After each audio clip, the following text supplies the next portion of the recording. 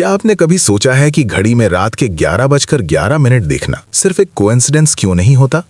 क्यों दुनिया भर के सक्सेसफुल लोग, चाहे वो एंशिएंट इंडिया के ऋषि मुनि हों या आज के मॉडर्न बिलियनर्स, सोने से ठीक पहले के उस खास वक्त को अपनी सक्सेस का सीक्रेट मानते हैं? आज मैं आपको एक ऐसा सच बताने जा रहा हूं जो शायद आपको हिला कर रख देगा। रात के 11:11 पर बस वो 90 सेकंड्स, सिर्फ 21 दिन और आपके सोचने का तरीका, आपकी रियलिटी, आपका बैंक बैलेंस और आपके रिश्ते सब कुछ बदल जाएंगे। ये कोई जादू नहीं है, ये वो फॉरगॉटन साइंस है जिसे हमारे वेदों में और मॉडर्न क्वांटम फिजिक्स में सबसे पावरफुल टूल माना गया है। अगर आज आप इस वीडियो को देख रहे हैं तो समझ लीजिए कि ये यूनिवर्स का इशारा है कि अब आपका वक्त बदलने वाला है। लेकिन उससे पहले मैं चाहता हूं कि आप एक सिचुएशन को इमेजिन करें। एक ऐसा इंसान है जो दिल का बहुत साफ है, वो मेहनत करता है, दिन रात एक कर देता है, वो हर रोज भगवान के सामने हाथ जोड़ता है, शिव जी से प्रार्थना करता है कि उसकी लाइफ थोड़ी आसान हो जाए। लेकिन हर बार सक्सेस के करीब पहुंचकर वो गिर जाता है। उसे लगता है कि शायद उसकी किस्मत ही खराब है। वो रात को तकिए में मुंह छिपाकर रोता है और खुद से पूछता है कि आखिर मेरे साथ ही ऐसा क्यों हो रहा है? क्या भगवान मेरी सुन नहीं रहे? क्या आप जानते हैं उसकी गलती क्या है? उसकी गलती उसकी मेहनत नहीं है, उसकी गलती उसका इंटेंशन नहीं है। उसकी गलती ये है कि वो उस वक्त पर नेगेटिव सोच रहा है जब यूनिवर्स तथास्तु बोलने के लिए तैयार खड़ा था। वो जाने अनजाने अपनी फेलियर को ही मैनिफेस्ट कर रहा है। अगर आपने भी अपनी जिंदगी में कभी ना कभी ये होपलेसनेस महसूस की है, अगर आपको भी लगा है कि आप डिजर्व तो बहुत कुछ करते हैं लेकिन आपको मिल नहीं रहा, तो अभी वीडियो को पॉज कीजिए और कमेंट बॉक्स में लिखिए आई फील इट। ये सिर्फ एक कमेंट नहीं है, ये एक डिक्लेरेशन है यूनिवर्स को कि आप अब इस साइकिल को तोड़ने के लिए तैयार है। जब आप लिखते हैं आई फील इट तो आप अपनी एनर्जी को इस वीडियो की फ्रीक्वेंसी से कनेक्ट करते हैं। अब बात करते हैं इसके पीछे के असली राज की। देखिए, हमारे एंशिएंट स्क्रिप्चर्स, खासतौर पर उपनिषदों में एक महावाक्य कहा गया है, अहम ब्रह्मास्मि। इसका मतलब है कि मैं ही वो ब्रह्मांड हूं, मैं ही वो क्रिएटर हूं। लेकिन प्रॉब्लम यह है कि हम अपनी क्रिएशन पावर को भूल चुके हैं। मॉडर्न साइंस, जिसे आज न्यूरोप्लास्टिसिटी और सबकॉन्शियस रीप्रोग्रामिंग कहती है, वो हजारों साल पहले भारत में ध्यान और मंत्र विज्ञान के रूप में मौजूद था। इजिप्ट के पिरामिड से लेकर ग्रीस के एंशिएंट टेम्पल्स तक हर जगह नाइट रिचुअल्स का जिक्र मिलता है। लेकिन भारतीय संस्कृति में इसका सबसे सटीक वर्णन है। हमारे यहाँ कहा जाता है, यथा मति तथा गति, यानी जैसी आपकी मति, माइंडसेट होगी, वैसी ही आपकी गति होगी, डेस्टिनी होगी। ज्यादातर लोग अपनी जिंदगी में फेल इसलिए नहीं होते कि वो काम नहीं करते, वो फेल इसलिए होते हैं क्योंकि वो अपने सबकॉन्शियस माइंड की पावर को यूज करना नहीं जानते। आपको ये समझना होगा कि रात का वक्त, स्पेसिफिकली जब आप नींद की आगोश में जा रहे होते हैं, वो सबसे क्रिटिकल टाइम होता है। ये वो समय है जब आपका कॉन्शियस माइंड, यानी आपका तार्किक दिमाग सो रहा होता है और आपका सबकॉन्शियस माइंड पूरी तरह से जागृत होता है। साइंस इसे थीटा ब्रेन वेव स्टेट कहती है।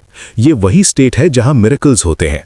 अगर आपने इस समय को कंट्रोल कर लिया तो दुनिया की कोई भी ताकत आपको वो हासिल करने से नहीं रोक सकती जो आप चाहते हैं। ये इकलौता, जी हाँ मैं रिपीट कर रहा हूं, ये सिंगल मोस्ट इंपॉर्टेंट तरीका है अपनी लाइफ को अपनी शर्तों पर जीने का। अब जरा गौर से सुनिए, क्योंकि यहां हम विज्ञान और अध्यात्म के उस संगम पर खड़े हैं जिसे समझ लिया तो आपकी जिंदगी की डोर आपके हाथ में होगी। विज्ञान यानी क्वांटम फिजिक्स कहती है कि ये पूरी दुनिया मैटर यानी पदार्थ से नहीं बल्कि एनर्जी और वाइब्रेशन से बनी है। निकोला टेस्ला ने भी कहा था कि अगर आप ब्रह्मांड के राज खोलना चाहते हैं तो एनर्जी, फ्रीक्वेंसी और वाइब्रेशन के बारे में सोचिए। अब सवाल यह है कि 11:11 ही क्यों? न्यूमरोलॉजी में 11 को मास्टर नंबर कहा जाता है। ये एक ऐसा पोर्टल है, एक ऐसा दरवाजा है जो आपके कॉन्शियस और सबकॉन्शियस माइंड के बीच की दीवार को सबसे ज्यादा पतला कर देता है। जब आप घड़ी में 11:11 देखते हैं तो ये यूनिवर्स का एक सिग्नल होता है कि अभी अलाइनमेंट सही है। अभी आप जो सोचोगे वो सीड यानी बीज सीधा आपकी आत्मा की गहराई में जाएगा। हमारे प्राचीन भारत में इसे बहुत पहले समझ लिया गया था। आप भगवान शिव को देखिए। शिव जी को आदि योगी माना जाता है। उनके माथे पर जो तीसरा नेत्र है वो क्या है? वो कोई फिजिकल आंख नहीं है, वो प्रतीक है आपके सबकॉन्शियस माइंड की जागृति का। जब हमारी दो बाहर की आंखें बंद होती हैं तभी वो भीतर की आंख खुलती है। विज्ञान भैरव तंत्र, जो हजारों साल पुराना ग्रंथ है, उसमें भगवान शिव ने माता पार्वती को कॉन्शियसनेस जगाने की 112 विधियां बताई हैं। और आप हैरान होंगे कि उनमें से कई विधियां सांसों और ध्यान पर ही आधारित है। रात के 11:11 पर जब आप सोने की तैयारी कर रहे होते हैं तो आपका दिमाग नेचुरली अल्फा और थीटा वेव्स के बीच ऑसिलेट कर रहा होता है। इस वक्त आप हिप्नोटाइज होने के लिए सबसे ज्यादा तैयार होते हैं। अगर इस वक्त आपने अपनी लाइफ की प्रॉब्लम्स के बारे में सोचा तो आप अपने सबकॉन्शियस को ये कमांड दे रहे हैं कि मुझे और प्रॉब्लम्स दो। लेकिन अगर आपने इस वक्त वो किया जो मैं बताने जा रहा हूं तो आप मिरेकल क्रिएट करेंगे।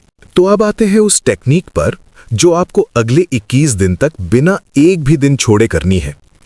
याद रखिए, 21 दिन का कॉन्सेप्ट भी विज्ञान और आयुर्वेद दोनों से जुड़ा है। मॉडर्न न्यूरोसाइंस कहती है कि हमारे दिमाग में न्यूरल पाथवेज बनने में और किसी भी पुरानी आदत को बदलने में कम से कम 21 दिन का समय लगता है। ये आपके दिमाग की हार्ड डिस्क को फॉर्मेट करके नया सॉफ्टवेयर इंस्टॉल करने जैसा है। रात को जैसे ही 11:11 हो, आपको सब कुछ छोड़ देना है। फोन को साइड में रख दीजिए। ये 90 सेकंड सिर्फ आपके और उस परम शक्ति के बीच का समय है। अपनी रीढ़ की हड्डी यानी स्पाइन को सीधा रखें और अपनी आंखें बंद कर लें। अब सबसे पहला स्टेप है 3 डीप ब्रेथ्स यानी 3 गहरी सांसें। अब आप पूछेंगे कि सांसें ही क्यों? हमारे योग शास्त्रों में कहा गया है कि चले वाते चलम चित्तम निश्चले निश्चलम भवेत। इसका मतलब है जब तक आपकी सांसें चल रही हैं, आपका मन भी चंचल रहेगा। जैसे ही आप सांसों को गहरा और स्थिर करते हैं, आपका मन शांत हो जाता है और आप यूनिवर्स की फ्रीक्वेंसी से जुड़ जाते हैं। पहली गहरी सांस लीजिए और महसूस कीजिए कि ब्रह्मांड की सारी पॉजिटिव एनर्जी आपके अंदर जा रही है। सांस छोड़ते वक्त महसूस कीजिए कि दिन भर की थकान और नेगेटिविटी बाहर निकल रही है। दूसरी गहरी सांस लीजिए और अपने दिमाग को पूरी तरह खाली कर दीजिए। और तीसरी गहरी सांस के साथ अपने आप को पूरी तरह रिलैक्स कर दीजिए। अब जब आप इस शांत अवस्था में हैं, तो आपको मेंटली उस सेंटेंस को रिपीट करना है जो वेदों का सार है। वो सेंटेंस है, मैं जैसा सोचता हूं वैसा बनता हूं। इसे रटना नहीं है, इसे फील करना है। उपनिषदों में एक बहुत प्रसिद्ध श्लोक है, यद भावम तद भवति, यानी जैसा आपका भाव होगा वैसे ही आप बन जाओगे। वेस्टर्न वर्ल्ड ने इसे लॉ ऑफ अट्रैक्शन का नाम दे दिया, लेकिन असल में ये हमारे ऋषियों की खोज थी। जब आप 11:11 पर थीटा स्टेट में पूरी शिद्दत के साथ ये बोलते हैं कि मैं जैसा सोचता हूं वैसा बनता हूं, तो आप यूनिवर्स को चैलेंज नहीं कर रहे, आप उसे एक्सेप्ट कर रहे हैं। आप अपनी पावर को क्लेम कर रहे हैं। आपको इस सेंटेंस को कम से कम 11 बार अपने दिमाग में दोहराना है। हर बार जब आप ये लाइन बोलें तो इमेजिन करें कि आप जो बनना चाहते हैं वो आप बन चुके हैं। अगर आप अमीर बनना चाहते हैं तो महसूस करें कि वो वेल्थ आपके पास है। अगर आप हेल्दी होना चाहते हैं तो महसूस करें कि आपका शरीर निरोगी है। याद रखिए, इजिप्शियन कल्चर में भी राह की पूजा के समय इंटेंशन और फोकस को बहुत महत्व दिया जाता था।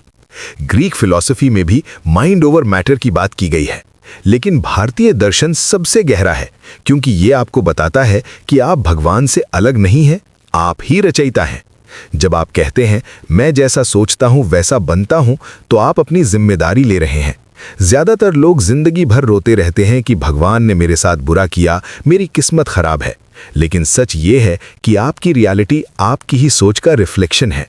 ये कड़वा सच है, लेकिन यही अल्टीमेट ट्रूथ है। ये मात्र एक एक्सरसाइज नहीं है, ये एक तपस्या है। अगले 21 दिन तक यह आपकी परीक्षा है। हो सकता है पहले 2-3 दिन आपको नींद आए या आप भूल जाएं, लेकिन आपको रुकना नहीं है। अगर आप अपनी जिंदगी का सिर्फ 90 सेकंड अपने लिए नहीं निकाल सकते, तो आपको सक्सेस का सपना देखने का कोई हक नहीं है। मैं यहां आपको मोटिवेट करने नहीं आया हूं, मैं आपको जगाने आया हूं। ये इकलौता तरीका है, जी हां, मैं फिर कह रहा हूं, ये सिंगल मेथड है जो ग्रेविटी की तरह काम करता है। चाहे आप इसे माने या ना माने, ग्रेविटी हमेशा काम करती है। वैसे ही वाइब्रेशन का ये नियम हमेशा काम करता है। आज के समय में हम इंफॉर्मेशन ओवरलोड के युग में जी रहे हैं। हम हजारों वीडियोस देखते हैं, किताबें पढ़ते हैं, लेकिन अप्लाई कुछ नहीं करते। हमारे वेद कहते हैं कि ज्ञान वही है जो आचरण में उतरे। अगर आपने इस 11-11 की टेक्निक को सुन लिया और कल रात को इसे नहीं किया, तो ये ज्ञान आपके लिए जहर बन जाएगा, क्योंकि अब आपको पता है कि सल्यूशन क्या है, फिर भी आप प्रॉब्लम में जी रहे हैं। डॉक्टर जो डिस्पेंजा और ब्रूस लिप्टन जैसे मॉडर्न साइंटिस्ट्स ने अपनी रिसर्च में प्रूव किया है कि हम अपनी जीन्स को भी अपनी सोच से बदल सकते हैं। इसे एपिजेनेटिक्स कहते हैं। सोचिए, अगर आप अपनी बायोलॉजी बदल सकते हैं तो क्या आप अपनी बैंक स्टेटमेंट या अपनी रिलेशनशिप नहीं बदल सकते? बिल्कुल बदल सकते हैं। बस जरूरत है उस सही वक्त पर सही हथौड़ा मारने की, और वो सही वक्त है रात के 11:11। ये समय प्रकृति का एक ग्लिच है, एक ऐसा जादुई मोमेंट है जहां आप सीधे कॉस्मिक कंप्यूटर में अपनी विश टाइप कर सकते हैं। आपको ये समझना होगा कि ये यूनिवर्स भावनाओं की भाषा समझता है, शब्दों की नहीं। इसलिए जब आप वो सेंटेंस बोलें तो आपके रोंगटे खड़े हो जाने चाहिए। आपको वो वाइब्रेशन अपने शरीर के हर सेल में महसूस होनी चाहिए। यही वो सीक्रेट है जिसे फीलिंग इज द सीक्रेट कहा गया है। अब एक जरूरी बात, 21 दिन बाद क्या होगा? 21 दिन बाद ये आपकी आदत बन जाएगी। आप देखेंगे कि आपके दिन भर के फैसले बदलने लगेंगे। आप नोटिस करेंगे कि जो लोग या जो परिस्थितियां आपको परेशान करती थीं, वो अचानक आपकी जिंदगी से गायब होने लगेंगी। नए अवसर, नए लोग और वेल्थ के नए रास्ते अपने आप खुलने लगेंगे।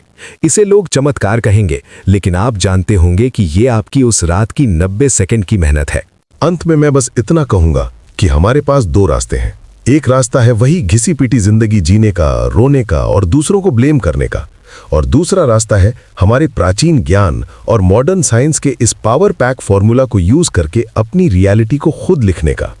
चुनाव आपका है। अर्जुन के पास भी कुरुक्षेत्र में चुनाव था। उसने कृष्ण की बात सुनी और इतिहास बदल दिया। आपके पास भी आज ये ज्ञान रूपी कृष्ण मौजूद है। क्या आप अर्जुन बनकर अपना लक्ष्य भेदने के लिए तैयार हैं? अगर आपके अंदर थोड़ी भी आग जगी है, अगर आपको लगता है कि हाँ, मैं अपनी जिंदगी बदलने के लिए तैयार हूं, तो इस वीडियो को सिर्फ देखना मत। आज रात 11:11 का अलार्म अभी सेट करो और कल सुबह उठकर मुझे इसी वीडियो पर आकर बताना कि तुम्हें कैसा फील हुआ। याद रखना, तुम वही बनते हो जो तुम सोचते हो, और आज रात से तुम सिर्फ जीत के बारे में सोचोगे। जीत तुम्हारी ही होगी। हर हर महादेव।